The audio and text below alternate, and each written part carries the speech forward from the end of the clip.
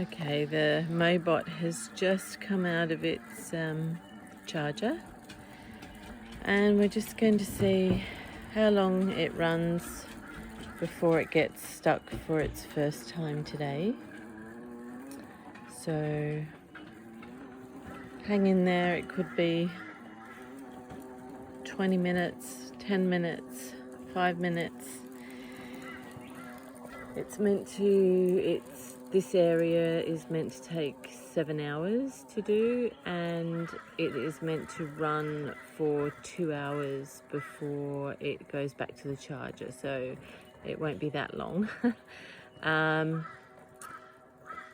You can see over there we've blocked it off somewhat because it has been just diving itself down and getting stuck in there, so we've kind of tried to cordon that off for now, so that it finds another way to go. So hopefully it won't do its go-to. It looks like it's going to go right down to the bottom of the garden, which might be hard to see from here, but we'll hang in there, you never know.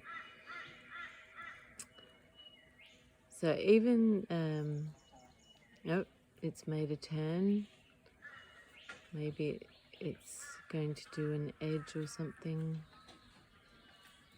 The edge of the greenery. So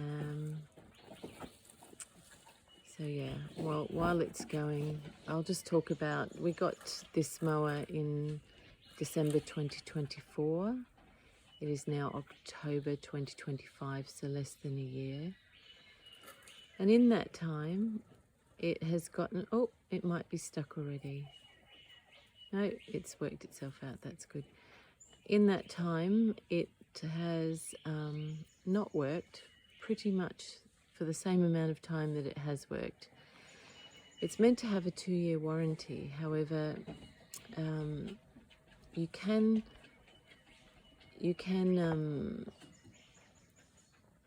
go onto the website and ask for help, or you can call the helpline, and usually you're just told straight away. You're sent an email where you have to give all your details again, so that happens each time. You know, proof of purchase and name and all of that, which is fine.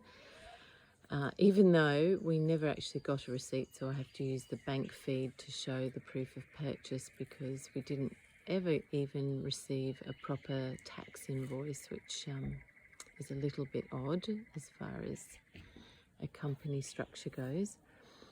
Anyways, the first issues were blamed on the first guy who did the mapping, because the moebot would just go flying off the edge of rock walls and things like that, and so all of that strange behaviour was blamed on the first guy who did the mapping and then quit. But as you can see, it's not really doing the mowing in any sort of particular order. Even now, it's kind of done a bit of edge, done a bit to the side, not much in the middle.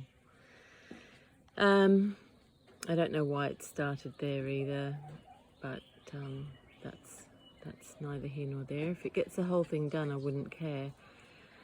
And then we went through what they said was a bad mapping experience. So we had another person come to do the mapping, and granted, it's a large area, so it took a long time, and it's a big job. And that probably worked well for a month or two. In the meantime, we've gotten all sorts of different error codes and things. I had to actually find this machine, even though it's called a moebot here, is actually a Sunseeker. So you can download the Sunseeker book so that you know what the error codes are. Otherwise, you have to go through the whole palaver of contacting the contact centre, and then maybe you'll get a reply, maybe you won't get a reply. The second guy, when he came to do the mapping, was really seemed lovely, seemed friendly, seemed helpful. He even checked up a little while later, but then when I had a problem that was outside of his comfort zone, he ghosted me in the same way as the previous, well, another lady had also ghosted me who was helping me out earlier. I think when they just find it too hard, now it's just been sitting there for a little while, I'm not sure what's happening. Yeah, I think when they don't know the answer, they've, you know, the top-down terrible leadership is all about ghosting your clients. It's very far away from the Apple Mac model of customer service, I can tell you that. Let's take a closer look at what's happening. Is it? Oh, that's as far as I can zoom in. It's not sure. It might be just, who knows? Maybe it's, no, it's doing a beep, beep, beep. That means it's trying to do something.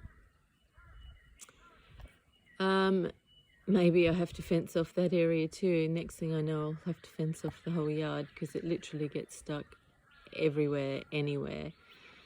For an automated mower that you're meant to be able to just set and forget, I have to chase this thing around all day and push it. Oh, it's trying to get itself out of, so it's digging itself a little hole now, spinning its wheels. If you see some of my other videos, I show close-ups where the wheels are actually worn. We've also had to get the antenna replaced. There was a whole month where we couldn't get it to talk to the antenna. Once again, not great on the communication. They sent one, but no one said they sent one. So we, again, just felt like we were being ghosted. No one communicated. Eventually this antenna rocks up, we connect it, it starts working again, but it got even worse with getting stuck everywhere. So this behavior that it's doing now, where it's just digging a hole where it is, it's also got a new noise where it, you know, I'm not a mechanic, but if I was to guess, it's something to do with the wheels and some sort of drive motor for the wheels, and I think that's why it's getting stuck. I don't think it has the grunt to push itself up out of anything. So it's not even slopes that it gets stuck. It gets stuck on flat surfaces. It gets stuck on a bit of an incline. It seems to run better if I do it by remote. Instead of going forwards, it has more power going backwards. So if you're a mechanic or something, maybe that means something to you. But the bottom line is we don't get answers from the company. We even took it to fair trading, where they lied to the fair trading person and said it was working fine. We've obviously sent her lots and lots of videos, and fair trading will continue their inquiry outside of us. Our next step, obviously, is to take them to tribunal. So that's definitely on the cards. This, but I'm interested also if other people are having this sort of issue with their mower. You know, class actions are a thing in Australia. We could do that. So yeah, get in touch if you've had the same sort of mechanical issues and no support, and you're within warranty. But look, even if you're not in warranty anymore, even like I had to replace the discs that the blades go under, because when it wasn't functioning, when it wasn't mapped properly, it smashed its plastic disc things underneath. They probably should be metal, but anyway, they're plastic. And so I went online and ordered more. I ordered them in April and I got them in October. So it's not just a communications issue. It's not just a products issue. It's a parts issue. It's an everything issue. So if you're looking at getting a robot mower, I think they're fantastic when they work. When they work, they're amazing. When they don't work, as you can see here, a lot of nothing happens. And so what will happen now, after I've finished this video, I will go down, I will get it unstuck, I will put it somewhere further away from that zone, I will start it again, and it will just find another spot. You can see a lot of rivets and things in the ground. That's where it's been stuck before. And in all those places where it's been stuck before and it just spins its wheel, that's how it wears down the wheel. So now it lacks motor as well as traction, because the rubber's just about all off on the wheels. It's not wet here. It's not anything in particular. It should be working. It has worked, but as I said, since we've as we've gone along on the constant repair path, now it really just gets stuck. Usually I don't know when it first got stuck, but probably, oh, now I'm getting all the error codes now. It's taken this long, so now it's given up and switched itself off, and it's sending me all the error codes.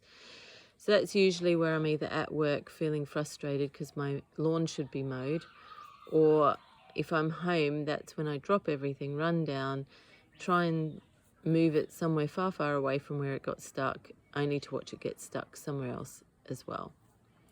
So if you do go ahead and get a robot mower, get one from a brand that has maybe storefronts or places that you can go to take it to get repaired, where you're not relying on, you know, a call center in another country, and then you're not relying on the people who are in this country actually returning your calls or inquiries if they no longer know what's going on. Obviously, if they haven't known what's going on, if it's a faulty machine, it should have been replaced by now. It is under warranty.